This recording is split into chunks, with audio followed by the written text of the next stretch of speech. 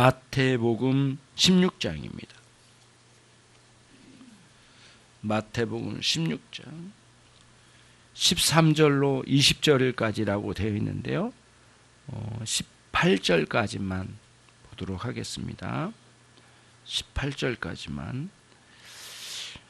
제가 먼저 한 절 읽고 여러분 한 절 읽고 교독하겠습니다. 마태복음 16장 13절입니다. 예수께서 가이사랴 빌립보 지방에 이르러 제자들에게 물어 가라사대 사람들이 인자를 누구라 하느냐.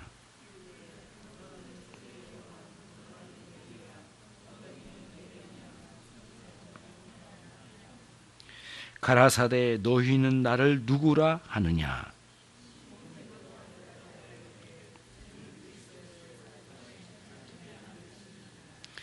예수께서 대답하여 가라사대 바요나 시몬아 내가 복이 있도다. 이를 내게 알게 한 이는 혈육이 아니요 하늘에 계신 내 아버지시니라.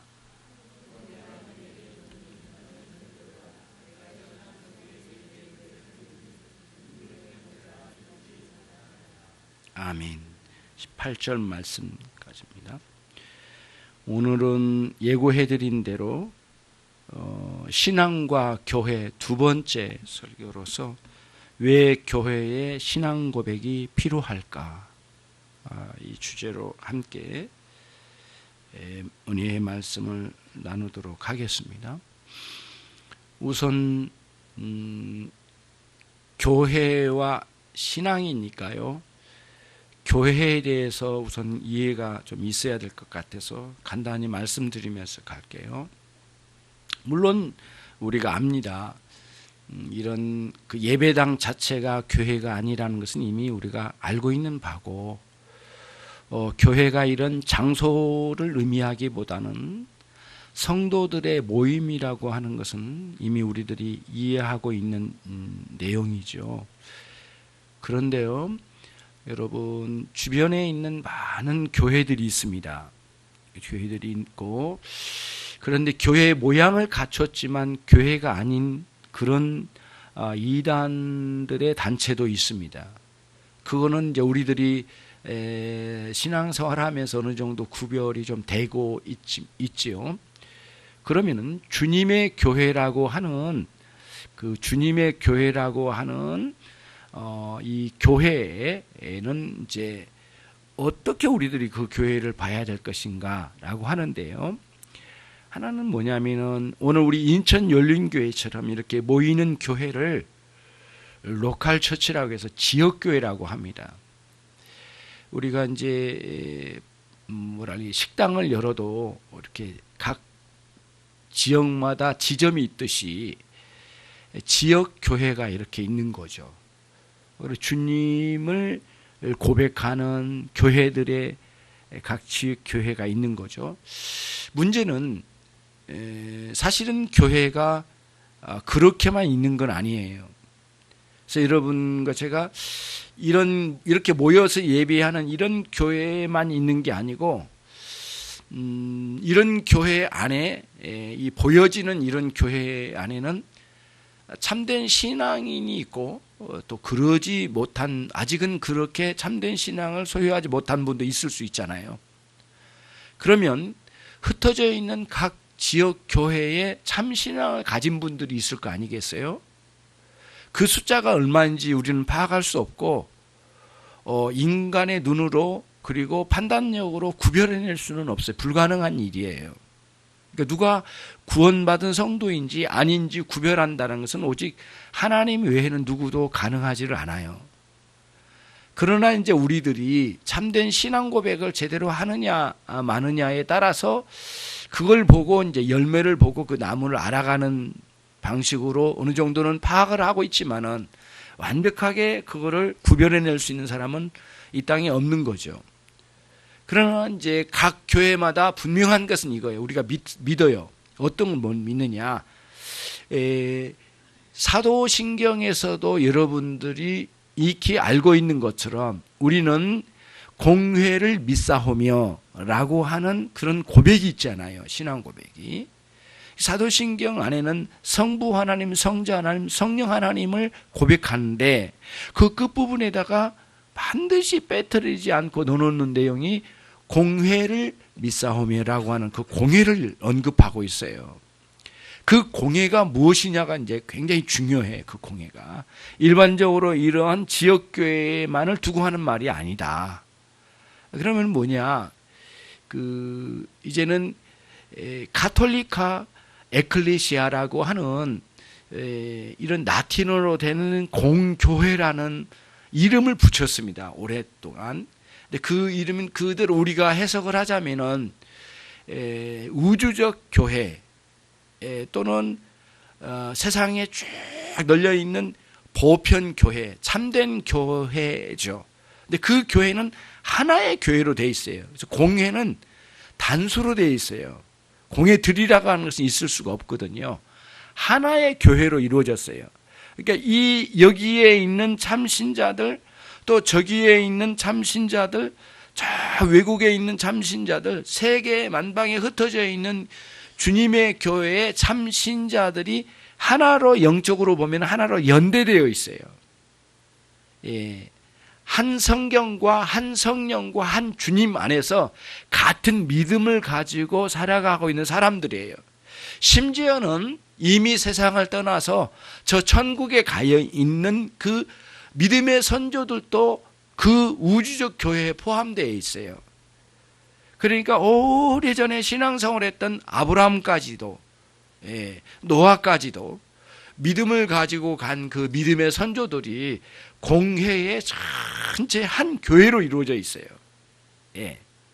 그리고 그 공회에 들어오게 하신 하나님의 구원의 역사는 취소되거나 또 변개되지를 않아요. 한번 그 공회에 들어온 영혼들은 하나님께서 끝까지 보존하여 영원토록 하나님의 나라의 그 백성으로 삼으신단 말이에요. 그러니까 겉으로 볼 때는 지역교회에 교인들이 줄어드니까 교회가 작아졌구나 이렇게 말하지만 공회라고 하는 보편교회, 우주적 교회 차원에서 볼 때에는 줄어든 게 아니에요. 그 사람이 참신앙을 가지고 다른 교회에 갔다면 거기에 머물러 있는 거고, 혹시 떠났지만은 그가 세상으로 갔다 하더라도 본래 신앙이 없을 수 있고, 또 신앙이 있더라도 언젠가는 다시 그 공회에 머물러 있는 사람이거든요. 그런 차원에서 한번 구원을 얻어 공회에 들어온 영혼들은 영원히 떠날 수가 없어요. 떠나지를 않아요. 그렇기 때문에 그 공회라고 하는 우주적 교회는 항상 새롭게 구원을 받은 성도들이 들어오기 때문에 영원토록 이제 주님께서 오실 때까지는 계속해서 이 교회가 성장해 나가고 있어요. 겉으로 볼 때는 지역교회가 작아지고 숫자가 줄어들지 모르지만은 그것과는 상관이 없이 우주적 교회는 계속 성숙되어 있어요. 그래서 우리는 두 가지 관점에서 공회를 우리는 믿어야 돼요. 믿는다라고 하는 것은 의존한다라는 그런 의미가 아니라 그러한 공회가 있다라고 하는 사실을 받아들이고 우리가 인정하고, 그리고 그러한 영적인 이 공회를 큰 그림으로 마음에 가지고 있는 거죠. 그리고 그 공회를 대하는 우리의 태도의 마인드, 정신이 우리에게 이제 필요해요. 그래서 사도신경 안에 공회를 믿사오며라고 하는 말씀이 거기에 첨가된 거예요. 그런 차원에서 교회를 믿는 거예요. 그렇죠? 그럼 어떤 거냐면 두 가지 측면이라고 있거든요. 그러니까 우주적 교회라고 하는 눈에 다 드러나지는 않지만은 눈으로 다 볼 수는 없지만 천국에 이미 가 있는 성도들과 이 땅에 있는 주님의 교회에 다는 아니지만 소수일지라도 그 영혼들이 같은 믿음, 같은 성령, 같은 신앙 고백을 가지고 있는 성도들이 하나로 있는 그 공회에 하나의 교회가 있다라고 하는 사실을 인식하는 것, 이거 하나. 그 다음, 그럼에도 불구하고 실제로 그 공회에 가입된 성도들이 실제의 생활이라고 하는 것과 예배라고 하는 두 가지 틀을 가지고 우리는 서로 부족하지만은 한 교회의 교우로서 이렇게 만남을 가져요. 근데 그 안에는 아직도 참 믿음을 못 가진 분도 계시고 또 변화가 진행되고 있는 분도 계시고 이미 변화되어 참 신앙을 가진 성도들도 있을 수 있잖아요. 그분들이 함께 모여 있어요.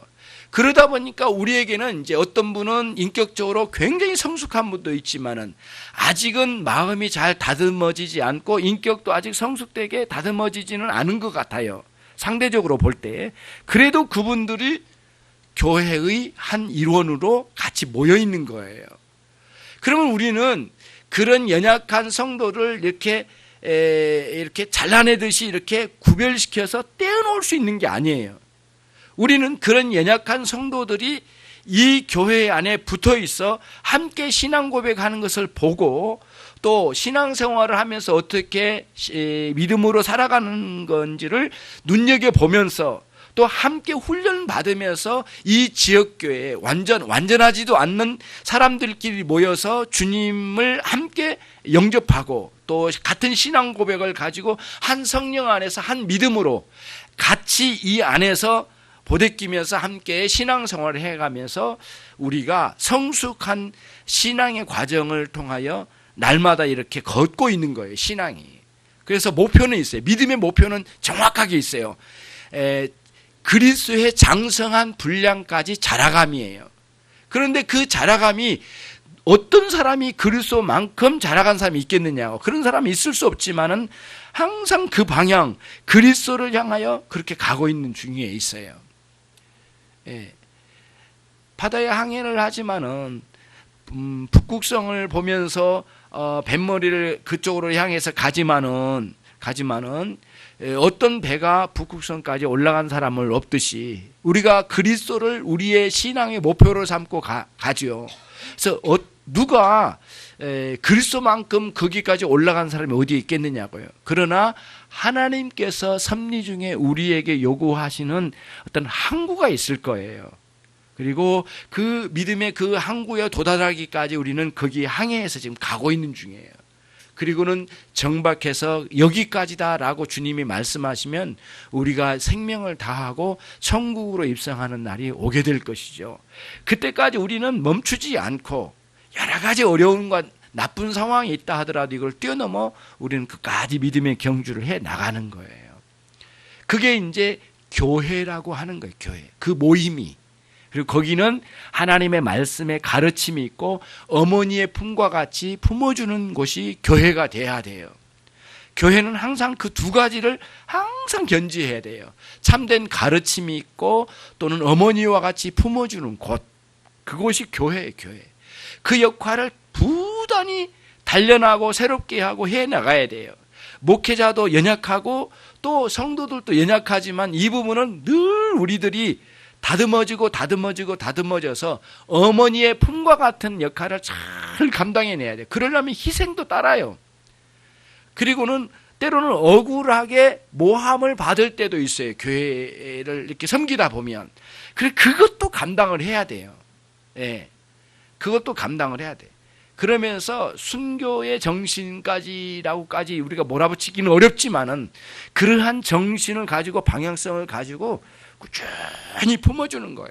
연약한 영혼들을. 그리고는 거기에는 뭐냐면 단순히 품어주기만 하면 안 돼요. 그게 뭐냐면 분명한 진리의 말씀을 가르쳐 주는 거예요. 그래서 이제 성도들이 걷고 있는 거예요. 음식 하나를 준비를 하더라도 요즘은 정확하게 레시피를 가지고 거기 내용에 어떤 내용과 순서와 열을 어떻게 가하고 또 어떤 것은 열을 적절하게 빼야 될지를 조절해 나가야 되잖아요. 똑같은 열, 똑같이 한 번에 집어넣고 끓인다면 엉망이 되겠죠. 감자가 익는 것하고 그리고 연약한 그 살이 이게 고기살이 익는 것하고는 차이가 있지 않겠어요? 한 번에 다 집어넣고 동일한 불로 확 떼가지고 맛있게 끓여 먹는다는 것은 불가능한 일 같아요. 그래서 음식을 할 줄 아는 사람은 아주 세세하게 그거를 따지고 들어가서 순서와 열의 그 세기, 그 다음에 그리고 거기에 양념의 그 순서를 어떻게 집어넣을지 이런 것들을 다 생각하면서 그거를 하지 않겠어요? 막 집어넣고 끓여다가 하나 먹어라 이렇게 해서 먹으면은 맛이 있겠느냐고요. 우리 어머님은 그걸 많이 저에게 시도를 하셨는데 지금까지도 어머님은 실패하셨어요. 그래서 어머님은 스스로가 인정을 하셔요. 나 음식을 못 만든다. 그래도 어머니 똑같은 김치통을 몇 개월 그대로 나오면 안 되고요. 최소한 엎어서라도 나와야 되겠죠. 그리고 제가 이제 엎어서 새로운 김치처럼 만들어서 또 이렇게 만들어서 먹기도 하고 한 적이 있었는데, 하물며 음식을 만드는데도 나름대로 내용과 순서와 정확하게 하듯이 우리의 이 신앙의 내용이 있어야 돼요. 그 내용을 갖춰야 되는 거죠. 이게 너무너무 중요해요. 그러니까 의사 선생님들도 아주 그 훌륭하신 의사 선생님들은 그 환자의 상태를 굉장히 세밀하게 물어요. 그리고 생활을 어떻게 하는지, 그리고 입으로 들어가서 소화시킨 내용이 뭔지, 그리고 아픈 증상이 뭔지, 그리고 언제부터 그랬는지, 그리고는 어느 정도 통증을 느끼고 있는지, 이거를 아주 상세하게 묻고 거기에 맞게끔 여러 가지 상황을 따지고 들어가는 거예요. 그러니까 가능성, 이 병의 원인이 몇 가지가 될까 하고는 인천으로 이제 그 집사님 한 분을 모시고 한번 가봤어요. 큰 병원을 가봤는데, 인천의 큰 병원을 가봤는데, 어느 병원에 갔는데 원인은 두 가지뿐이래요. 근데 그 원인이 추적해서 갔더니 그 원인은 없더래요. 그럼 뭐냐고 물어봤더니 그 이상은 모르겠다고 그러시더라고, 솔직하게. 그러면은 모든 자료를 내놓으십시오. 그러고는 받았어요. 그래가지고 서울의 큰 병원에 갔더니 원인은, 이 병의 원인은 4가지입니다. 그리고 가능성은 4가지입니다. 4가지를 추적해 갔어요. 그 중에 하나가 딱 잡혔어요. 그래 거기에 맞는 약을 투여하시는데 이전에 있는 약을 빨리 빼내래요. 다 버리고 오늘 이거부터 새롭게 먹으십시오. 확인하고 난 뒤에. 그러듯이 신앙생활도 매우 상세하게 들어가는 거예요. 그래서 여러분, 오늘 말씀, 본문 말씀을 지난주에도 함께 읽긴 했지만은 이런 내용이에요. 가이사라 빌립보 지역을 거니시다가 주님께서 제자들에게 물으셨어요. 얘들아, 너희들은 이제 처음에 묻기를 그랬죠. 사람들이 나를 누구라고 하더냐, 인자를. 그랬더니 엘리야라고 합디다. 그리고 예레미야라고 합디다. 아니, 세례 요한이 다시 살아났다고 합디다. 막 여기서 저기서 막 웅성웅성 이야기를 하는 거예요. 그때 주님은 그들이 말하는 것을 그냥 듣고 계셨어요. 그리고는 전혀 그게 답변을 안 하시고 다시 물으셨어요. 예, 그러니까 그 주님께서 가지고 계신 그 확인하고 싶은 내용이 있었던 거예요. 그걸 말씀하신 거예요. 그러면 너희는 나를 누구라고 하느냐? 이렇게 물으셨어요. 그때에 12사도의 반장이 베드로인데, 반장님이 이제 대답을 대표로 한 거예요. 그리고는 주는 우리의 그리스도십니다. 그리스도란 말씀은 히브리어로는 메시아란 말씀이고 우리의 구원자란 뜻이에요. 우리의 영원한 유일한 구원자 그리스도라는 고백을 먼저를 한 거예요. 우리와 관련돼서는 예수님이 그리스도 구원자이시고, 예수님은 또 하나님과도 관계가 있으신데 그 하나님 아버지의 독생자 아들이시다. 양쪽에 이렇게 예수님을 완벽하게 고백을 한, 예수님이 누구신지를 아주 명확하게 고백을 잘 했습니다. 아주 놀라운 고백을 했어요. 이게 바로 소위 말하는 신앙 고백입니다, 여러분. 신앙 고백이에요. 그런데 예수님께서 놀라운 말씀을 그 뒤에 해주시는데 18절을 다시 한번 읽도록 하겠습니다. 시작. 또 내가 내게 이르노니 너는 베드로라. 내가 이 반석 위에 내 교회를 세우리니 음부의 권세가 이기지 못하시리라. 잘 보시면 오해되기가 참 쉬워요. 이 부분이 뭐냐면은 너는 베드로라. 베드로는 반석이다. 이렇게 이름을 명확하게 해석을 해주시고는 그 다음에는 뭐라고 하냐면 내 교회를, 이게 주님의 교회를 세우는 게 이 반석 위에 주님의 교회를 세우리니 이렇게 말씀을 해주신 거예요.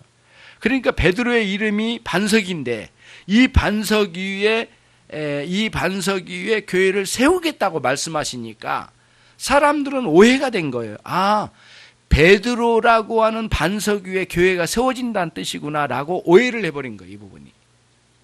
그래서 실제로 로마 가톨릭이 AD 590년대에 출현을 하는데요. 그 전까지는 초대교회예요. 순수한 신앙을 지켜가는 참 초대교회의 아름다운 신앙을 보수해 나갔거든요.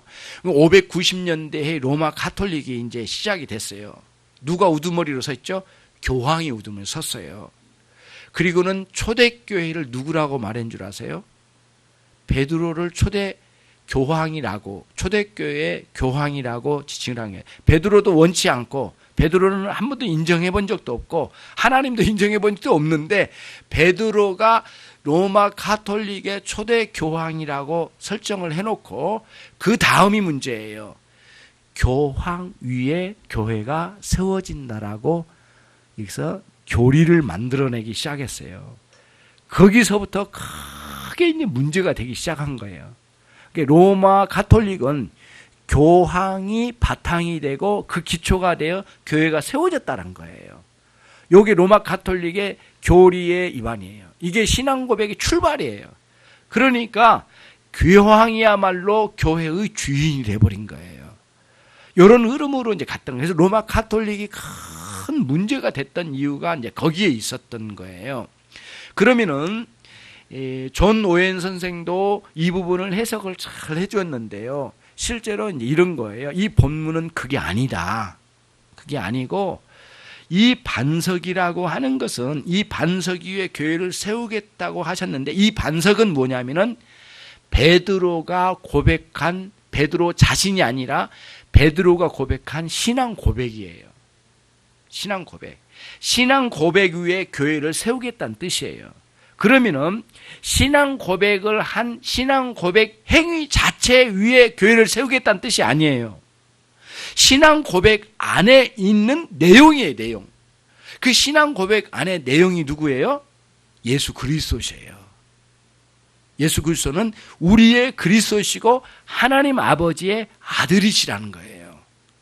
이런 분명한 신앙 고백이 바탕이 되어서 그 위에 교회가 세워진다는 거예요. 만약에 이런 신앙 고백이 없지, 그리스도를 나의 구주, 나의 하나님 아버지의 독생자로 인정하고 받아들이고 믿는 믿음이 없이는 진정으로 한 사람 한 사람이 교회 안에 들어올 수가 없다는 뜻이 되는 거예요. 그런 차원에서 교회는 반드시 신앙 고백이 있어야만 해요. 그리고 이미 신앙 고백이 있는 사람만 교회 안에 들어와 있어요, 이미. 그래요. 그러니까 모든 종교도 그래요. 자신들 안에 가지고 있는 교리들이 가지고 있어요. 근데 우리는 뭐예요? 성경 교리가 우리의 기반이에요. 신앙의 기반이에요. 근데 그 성경 교리를 쫙 압축하면 그 압축한 내용이 복음 진리예요. 그리스도의 복음 진리. 그거를 쭉 압축했더니 오늘 신앙 고백한 베드로가 신앙 고백한 그 내용 16절에 주는 그리스도시요 살아계신 하나님의 아들이십니다라고 하는 그런 신앙 고백이에요. 그게 신앙 고백이에요. 그래서 여러분이 한번 생각을 해보세요. 성경에 있는 수많은 사람들이 불신자도 있었지만 성경에 등장하는 인물들이 많은 신자들이 있었어요. 참 신앙을 가진 사람들. 그런데 그 신앙을 가진 사람들 모두가 다 신앙 고백이 있었어요. 다. 한결같이 신앙 고백이 있었단 말이에요. 그러니까 신앙 고백은 다른 게 아니에요. 자신 안에 하나님을 어떻게 믿는지 그 믿음의 내용을 밖으로 표현한 게 신앙 고백이에요. 예, 자신 안에 갇혀 있는 거예요. 나는 예수님을 누구라고 믿습니다. 나는 하나님을 어떤 분이라고 나는 믿습니다. 라고 하는 자신의 나름대로의 신앙 고백이 내면에 있어요. 그거를 잘 정리한 게 신앙 고백서예요. 신앙 고백서가 있기 전에 신경이라고 우리들이 많이 불렀어요. 사도신경, 신경. 신경은 신조를 글로 만들어 놓은 거예요, 신조를. 우리가 그러잖아요. 야, 사람이 신조가 있어야지. 그런 말을 하잖아요, 신조. 각자 사람들은 살아가는 삶에 있어서 나는 어떻게 살아야 되겠다. 개똥 철학이라도 철학이 있는 거예요, 사람이 다. 살아갈 때, 난 이렇게 살 거야. 개똥 철학이라도 갖고 있는 거거든요. 그게 없으면 안 돼요. 다 철학이 있는 거예요. 그러니까 자기 나름대로의 삶의 신조가 있어요. 나는 이렇게 살아가야 할 확신을 가지고 나는 사는 거야 라고 하면서 사는 거예요. 그게 신조예요. 그래서 이렇게 사도신경은 사도신조라고 말하는데, 신조라고 하는 거는 각 성도들의 마음에서 나는 이걸 품고 있어 라고, 난 이런 내용으로 품고 있어 할 때 품고 있는 그거를 신조라고 말해요. 그러면 신경은 뭐예요? 그거를 글로 남겨서 이렇게 경전처럼 이렇게 밖으로 남겨놓은 거예요. 이렇게. 그러면 이 남겨놓은 이유는 뭘까요, 여러분? 쥐나 새나 다 각자 가지고 내 마음에 있는 게 내가 가지고 있는 신조가 더 오라 이렇게 하면 안 되잖아요. 어떻게 하든 우리 믿음의 아까 공교회 전체가 공이 동일한 신앙 고백을 가져야 할 필요성을 가졌어요. 왜냐하면은 엄청나게 다양한 종교성을 가지고 막 사람들이 어지럽게 다니니까 그거를 질서를 잡아야 되지 않겠어요? 그래서 그 모든 사람이 인정하고 공교회가 전체가 공이 인정하는 하나의 신조, 하나의 신경을 묶어 놔야만 됐단 말이에요. 그래야만 밖에서 오는 이단들에게 답변을 하니, 우리는 이런 신앙이다, 너는 그걸 고백 못하냐? 그럼 너는 떠나라, 이렇게 말할 수 있어야 되잖아요. 그렇지 않으면 공교회가 엄청난 혼란에 빠져요. 예. 그러니까 여러분 잘 생각해 보세요. 교회가 가장 어려울 때는 언제냐면은 밖에서 외부 사람이 핍박할 때가 아니에요. 교회가 가장 어려울 때는 뭐냐면 안쪽에 신조가 흔들렸을 때예요. 근데 그 신조가 너나 나나 다 각자 가지고 있다면 교회는 통일이 안 돼. 그리고 공교회는 와르르 무너지고야 말 거예요. 하나님은 그걸 허용하지 않으셨어요. 그래서 뭐예요?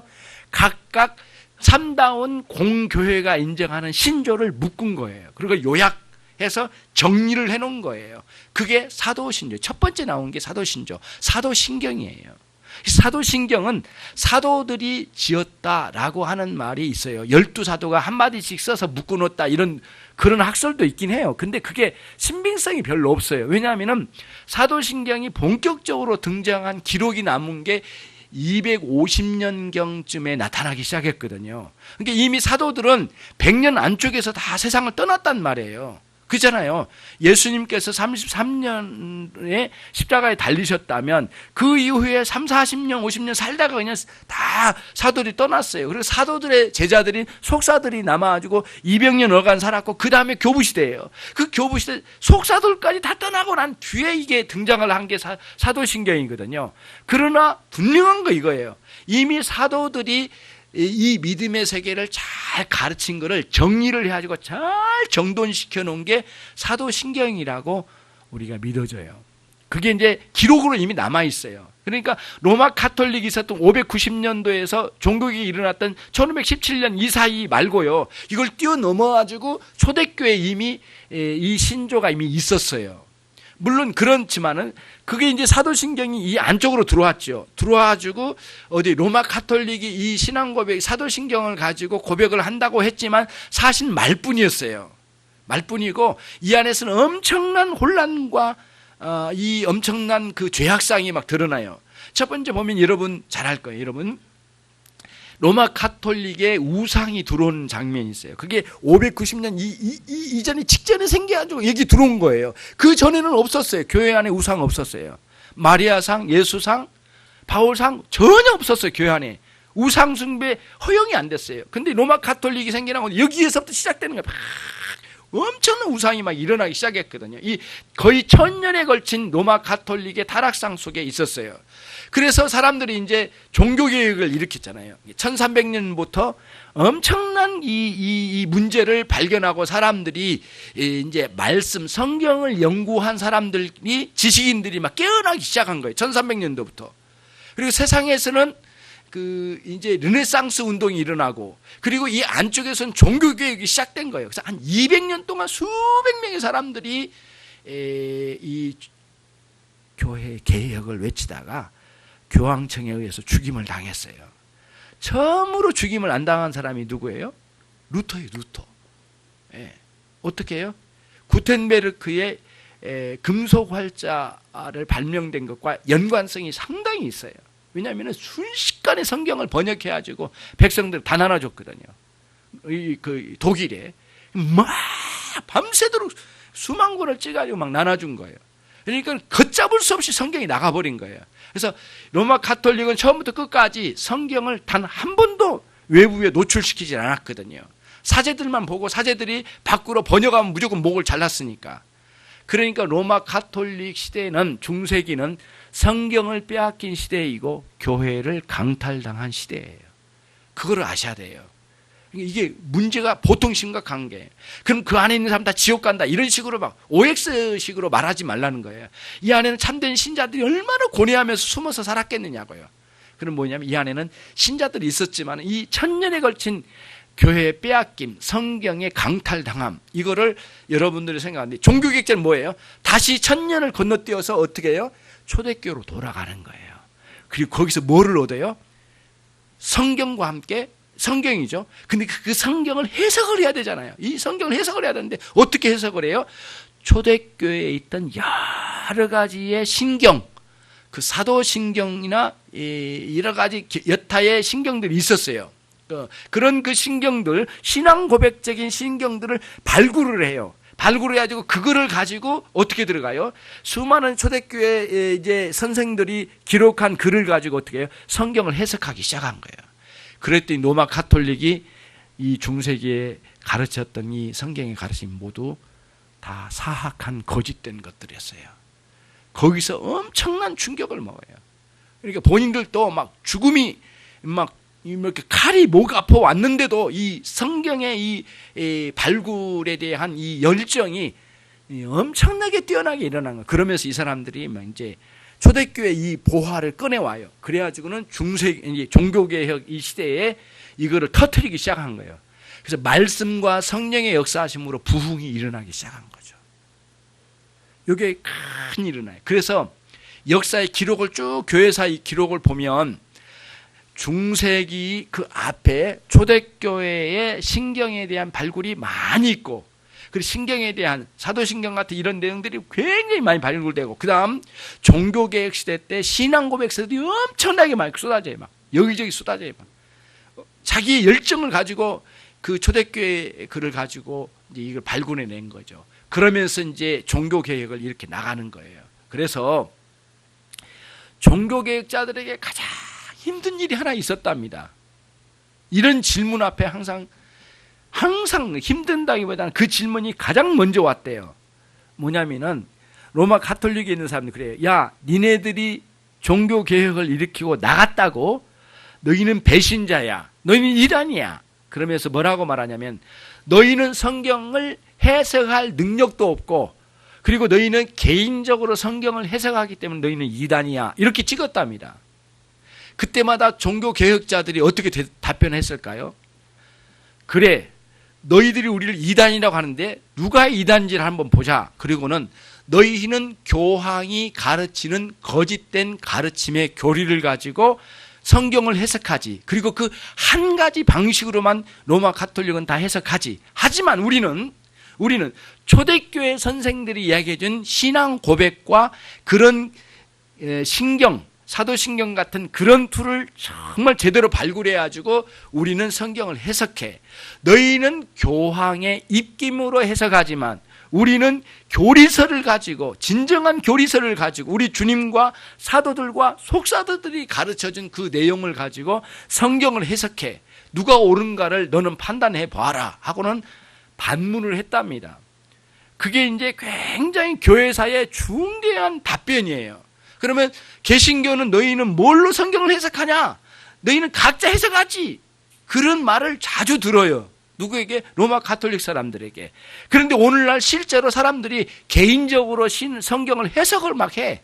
그러니까 엉망진창이 된 거예요. 나름대로 묵상을 하고 생각나는 대로 묵상을 하면서 해석을 하는데 그게 대부분 오류에 빠질 가능성이 매우 많아요. 그래서 오늘날 우리들은 뭐예요? 신앙 고백서라고 하는 중요한 고대의 공교회, 우주적 공교회, 참된 교회가 공이 인정하고 받아들인 고백서의 성경 해석서와 같은 이 고백서들을 갖다가 공부를 해서 다시 풀어가지고 이거를 하나씩 교인들에게 가르치고 일러주고 하면서 가야 돼요.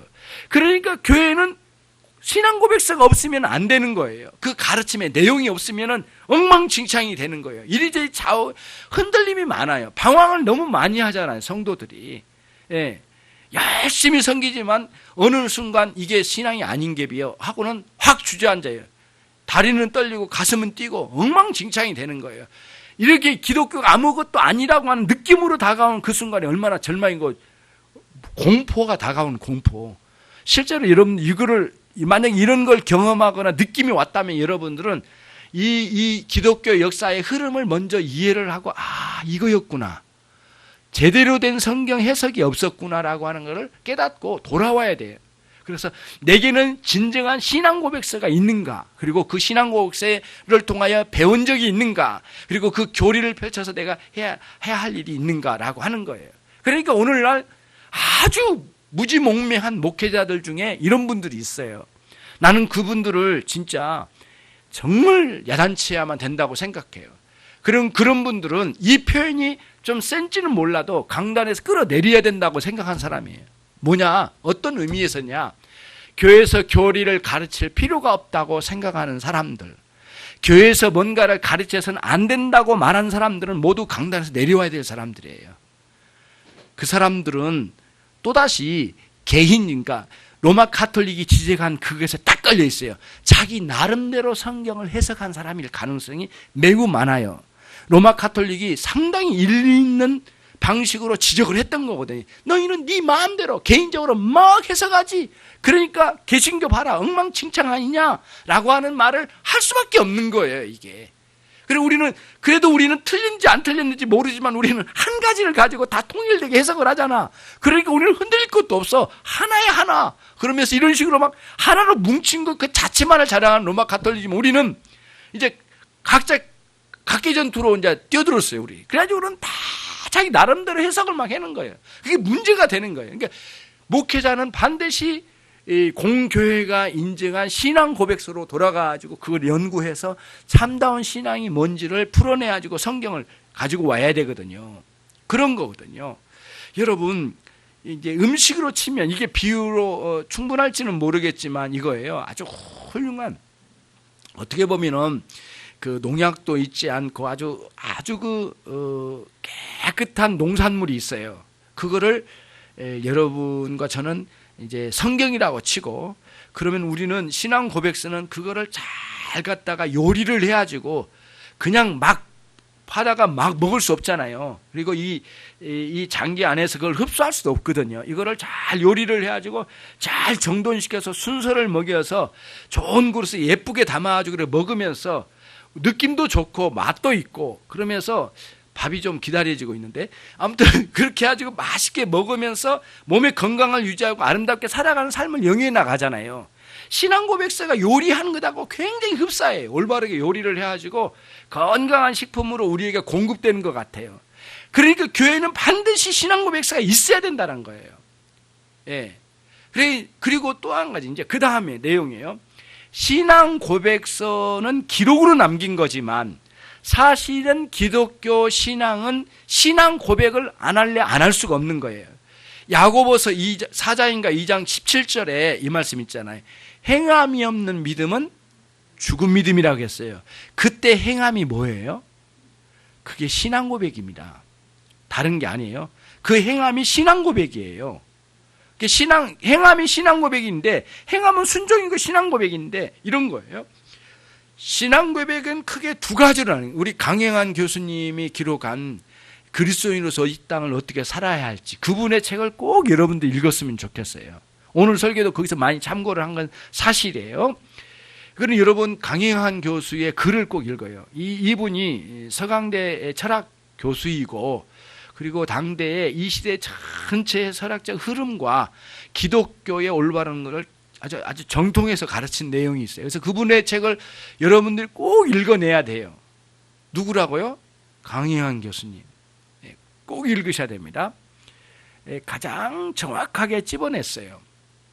오늘날 교회의 성도들이 신앙 고백을 하는데 툴은 두 가지래요. 하나는 예배라면 예배.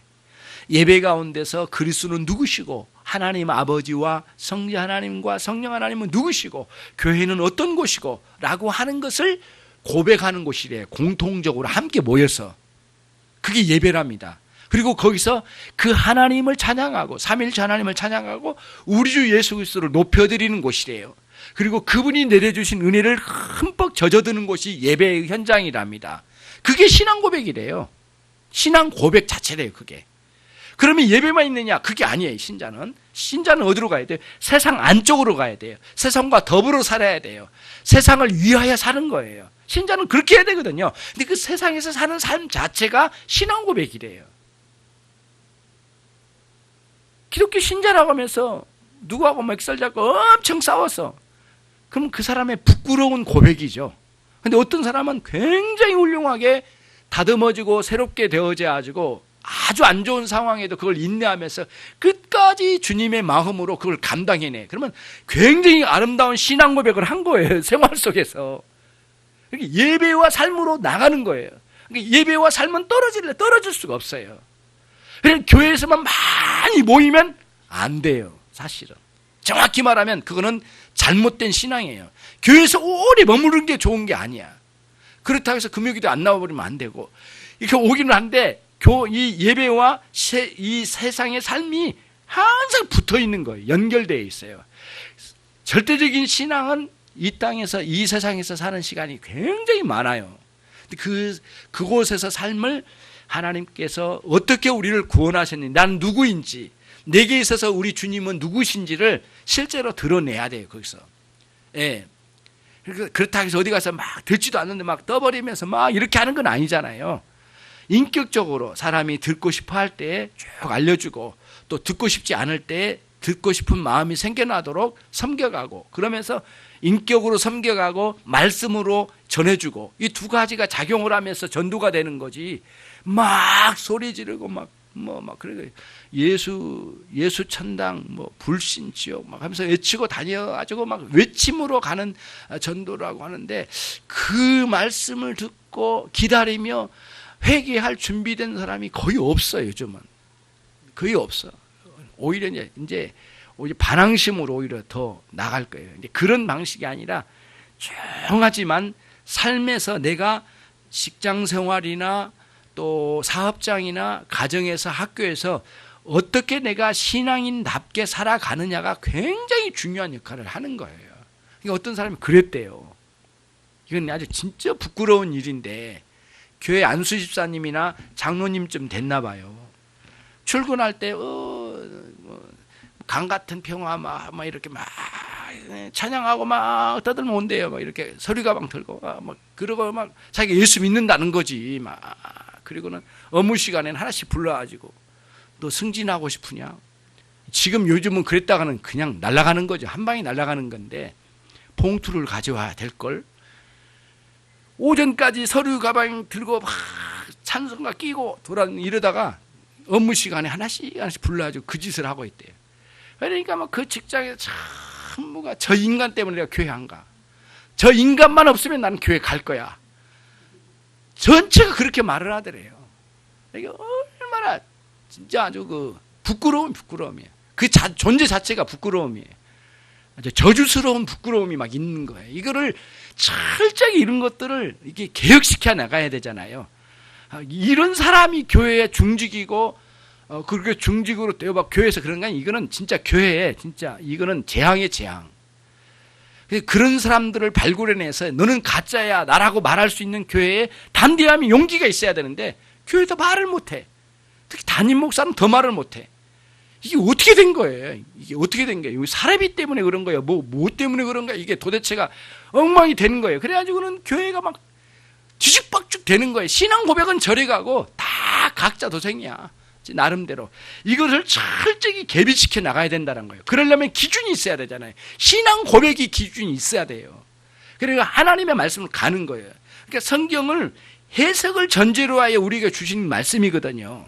문자적으로 해석할 수 있는 것도 아니에요. 성경을 성경답게 받아들이려면 반드시 공교회가 가지고 있는 신앙 고백된 이 내용을 파악하고 그 안경으로 성경을 봐야 되는 거예요. 근데 그걸 다 빼놓고 자기 느끼는 대로 읽어버리니까 엉망이 돼버린 거죠. 교회마다 엉망이에요. 어떤 데는 불로불로고, 예. 엉망이죠. 그래서 교회 정문에다가 큰 불을 그려놨더라고요. 제가 가봤거든요. 끝에서 불이 확, 난 이 집이 불난 집인 줄 알아. 불이 나가지고 여기서 불꽃 튀기는 교회, 뭐 이렇게 해놨는데 어떤 불을 말하는지는 몰라요. 그래가지고는 밤새도록 불만 달래요. 그리고 말씀은 필요 없어. 그러니까 이 모습을 제가 이렇게 표현하면 그렇게는 하진 않겠지만 정확하게 이 표현이, 정말 이 표현이 맞아요. 자기 엉덩이 밑에 성경을 깔고 위에서 불을 달라는 꼴이에요. 이게 성경 말씀을 버리고 불로 나갔다가는 꼭 이 꼴이 되는 거예요. 그래서 제대로 된 사람 한 사람도 못 봤어요. 예.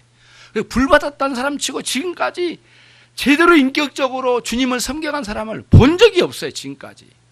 그런 분 있으면 데리고 모시고 한번 와봐요. 진짜. 그러면 희한하다. 이거는 기독교의 엄청난 대사건일 거예요. 있을 수가 없어요. 진리의 말씀으로 제대로 된 길을 가르침받고 하나님의 은혜의 충만함으로 이렇게 살아가는 게 우리의 신앙생활이잖아요. 로이존스 목사님 말씀이 상당히 일리가 있다고 봐요. 성령 충만은 불로 뜨거운 게 아니고 성령 충만은 하나님의 말씀이 잘 정돈되어 충만함에 있다라는 표현이 아주 정확하다라고 생각을 하는 거죠.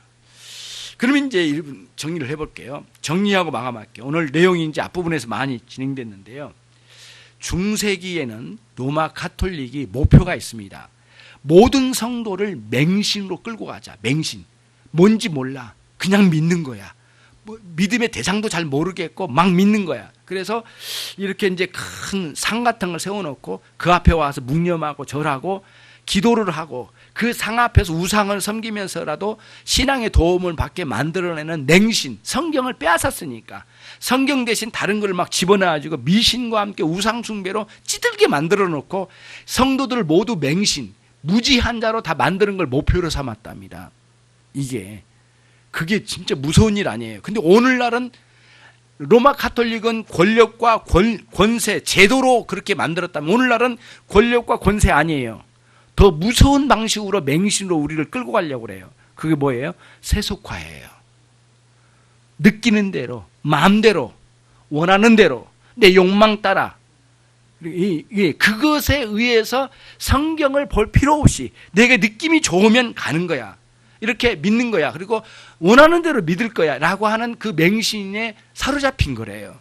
그러니까 로마 가톨릭은 제도와 권력으로 했다면 지금은 세속의 유혹, 욕망, 인간의 욕망, 이 방식으로 맹신으로 우리를 세속화시켜서 끌고 가려고 한대요. 아주 무섭도록 이렇게 간대요. 그래서 저와 여러분은 교회에는 반드시 신앙 고백이 필요하다.